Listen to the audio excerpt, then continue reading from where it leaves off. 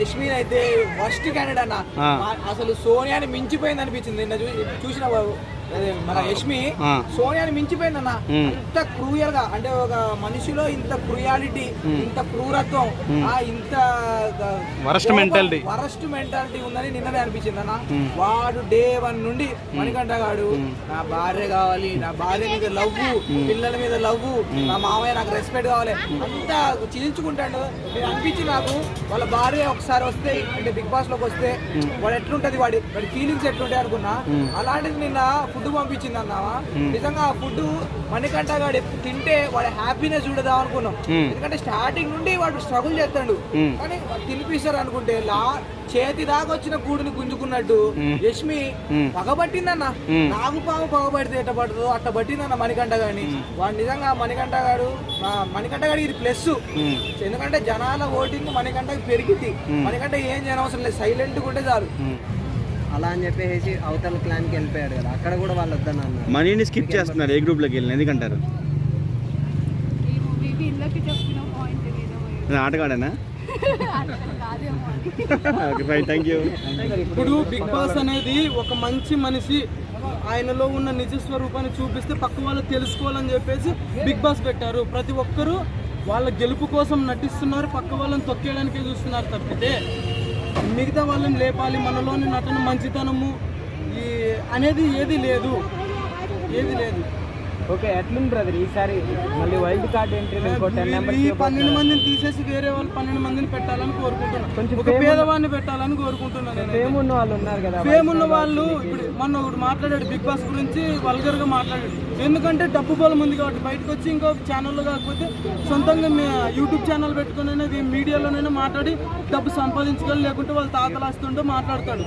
అదే పేదోడైతే మాట్లాడు. పేదోడు పద్ధతి, సహనం, గొప్పతనం, పేదతనం, మంచితనం అన్ని చూపిస్తాడు. ఇలాంటి వాళ్ళని తీసుకోండి, గొద్ద బలిసిన వాళ్ళని కాదు. అది మామూలుగా అయితే నీకు బిగ్ బాస్ సీజన్ అనేది సీజన్ ఎక్కలేదు, అస్సలు దీన్ని చూసేదే వేస్ట్ అనిపిస్తుంది, వేరే చూడాలనిపిస్తుంది. ఎట్లుంది మరి ఉన్న వాళ్ళలో చూసుకుంటే టైటిల్ ఎవరు కొట్టుకుంటుంది? మణికంఠగానికి ఇస్తారు, ఎందుకంటే ఓవర్ యాక్షన్ చేస్తాడు. అక్కడ ఎవరు లేకున్నా కాంచనా మూవీ, ఏదేదో ఊహించుకుంటాడు. మన రాఘవ మూవీలోనే మనకి సైక్ వస్తుంది, మెంటల్గా ఫిజికల్గా ఇడుగురు చనిపోతాడు బయటకు వచ్చే లోపల. అలా చేస్తున్నాడు నిజంగా, అంటే అవునండి. సో నాకైతే ఈ మధ్య బాగా కంటిన్యూ ఆడే దాంట్లో నవీల్ పర్ఫెక్ట్గా అనిపిస్తాడు. నిఖిల్కు ఖచ్చితంగా గట్టి పోటీ ఇస్తాడు, ఖచ్చితంగా 100% ఫైనల్ దాకుంటాడు, గట్టి పోటీ ఇస్తాడు. నిఖిల్ కూడా కొంచెం ఈ మధ్య బెటర్ అవుతాడేమో అనుకునే మూమెంట్లో సోనియా పోయింది, సోనియా బాయే యష్మి వచ్చే అన్నది కదా. యష్మి సోనియాలా మారిపోతుందని బయట అంటారు, మీరేమంటారు? అదే జరుగుతున్నట్టుంది ఇప్పుడు ఈ మధ్య. వాని మీద పగబట్టేసింది, నాగమణికంఠ మీద పగబట్టేసింది. ఇంతకుముందు అంటే ఏమో అనుకున్నాం, ఇప్పుడు కూడా అలాగే ఉంది. ఇక ముందు కూడా నాకు తెలిసి అలాగే ఉంటుంది. నాగమణికంఠను బయటకు పంపించే ప్రయత్నాలు అట్నే కంటిన్యూ 100% ఉన్నట్టు. ఫుడ్ తెస్తే కూడా తినలేదన్న, ఇవ్వలేదన్న, తిననిచ్చలేరు. ఒక లెటర్ అయితే వచ్చినట్టుంది, అది కూడా చూడలేరు, ఆగమానం చేస్తున్నారని. మనకేమో నిఖిల్ మణికంఠ మిస్సెస్ నన్ను వెళ్ళిపోమన్నది, అమెరికా నుంచి ఇక్కడికి వచ్చేసిన నన్ను నిలగొట్టిందన్న. మరి మళ్ళా నుంచి వచ్చింది మధ్యలో ఆమె ఏం జరుగుతుంది? మణికంఠ గేమ్స్ ఆడుతుండా, బిగ్ బాస్ గేమ్స్ ఆడుతుండా, మనతోటి నాగార్జున గారు గేమ్స్ ఆడుతున్నారా? సో అందరు కలిసే ఉన్నారు, సంథింగ్ ప్రోగ్రామ్ కోసం వీడికి పంపించినట్టుంది. ఇది క్లియర్ అర్థమవుతుంది. మణికంఠ ఏడుపు తగ్గించుకుంటే మంచిది. యష్మి మాత్రం నేను పగబట్టింది నాయన, నువ్వే నాకు పాము రావు అంటే నిన్నే పగబట్టింది ఆమె. ఇక నువ్వు ఉంటావో బయటకు వెళ్ళగొడతావో, యష్మితో మంచి ఫ్రెండ్షిప్ వేయించుకొని అది నువ్వు నిరూపించేసుకో. నువ్వైతే కష్టమే నాకు తెలిసి. నెక్స్ట్ వీక్ వెళ్ళగొట్టే ప్రయత్నాలు ఉన్నారు. ఈ మధ్య మిడ్ వీక్ లో ఆదిత్య గారు పోయారు, చాలా బాధేసింది. సో టాప్ ఎండ్ లో కూడా సాటర్డే సండే కూడా ఇంకో ఎలిమినేషన్ ఉందంటారు. ఎవరు అవుతారు? నైనికా పోయే ఛాన్స్ అయితే 100% నైనికా పంపించారు. విష్ణుప్రియ లవ్ ట్రాక్ ఎక్కడ దాకా వెళ్తుంది మేడం? మనకేం తెలుసు, వాళ్ళు ఇంతవరకు నచ్చిన కంటెస్టెంట్స్ అంటే సోనియా వెళ్ళిపోయిన తర్వాత మరి నిఖిల్ గేమ్ ఏమైనా ఇంప్రూవ్ అయిందా? ఇప్పుడిప్పుడే కొంచెం మారుతున్నట్టు కోలుకుంటున్నాడా? అది విష్ణుప్రియ, ప్రేరణ, నిఖిల్, పృథ్వీ. సీత ఉండదా మేడం? మణికంఠ వాళ్ళ ఆవిడను వాళ్ళ పిల్లలు వాళ్ళందరూ విడిపోయారు కాబట్టి, వాళ్ళు కలుపుతున్నారు కాబట్టి కొంచెం వాళ్ళకి సపోర్టెడ్గా ఉండాలి కదా. కనీసం అక్కడ ఉన్న నిఖిల్ కొడుకు కూడా అనిపించే ఉంటుంది మైండ్లో, పాపం వీడికి ఇస్తే బాగుండలే, నాకు ఇవ్వకపోయినా పర్లేదు, మా అమ్మ వంట నేను ఎప్పుడైనా తింటాను, ఇంటికి వెళ్ళినప్పుడు ఎప్పుడైనా తినొచ్చు అన్న ఫీలింగ్లో ఉండొచ్చాడు.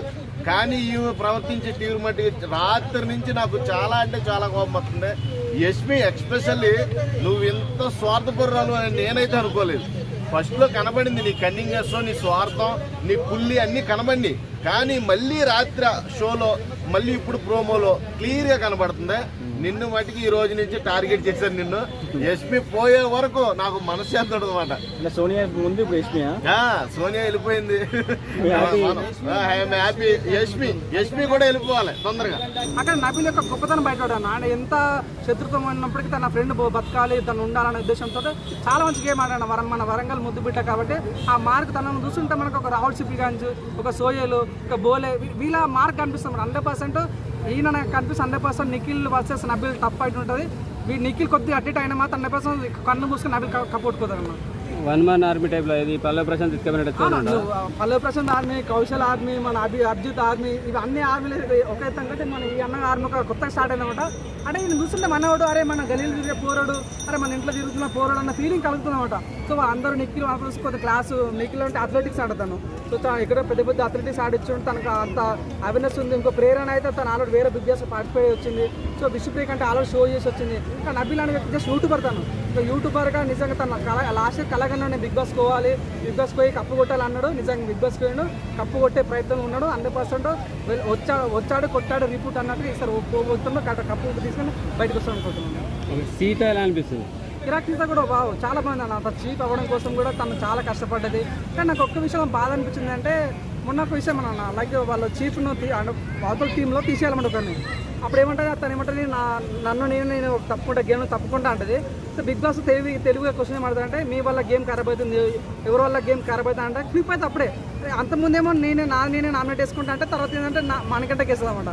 అరే ఏంది అమ్మాయి కదా ఫ్లిప్ అవుతుంది అన్నది. కానీ నాకు ఆ అమ్మాయి గురించి ఎంక్వైరీ చేసిన నేను. పాపం రాయలసీమకి వచ్చింది, పాపం నంద్యాల నుంచి వచ్చిందంట. తన పేరు కిరాక్ సీత కాదు, పాపం సుప్రాజ అంట. అంటే తన సినిమా ఫీల్డ్కి వచ్చి ఏదో సాధిద్దామని ఉద్దేశం వాళ్ళ సొంత డాడీతో ఫైట్ చేసిందంట. సినిమా ఫీల్డ్కి పోతా అంటే వాళ్ళ డాడీ వద్దాలంటే కొన్ని రోజులు మాట్లాడలేదంట.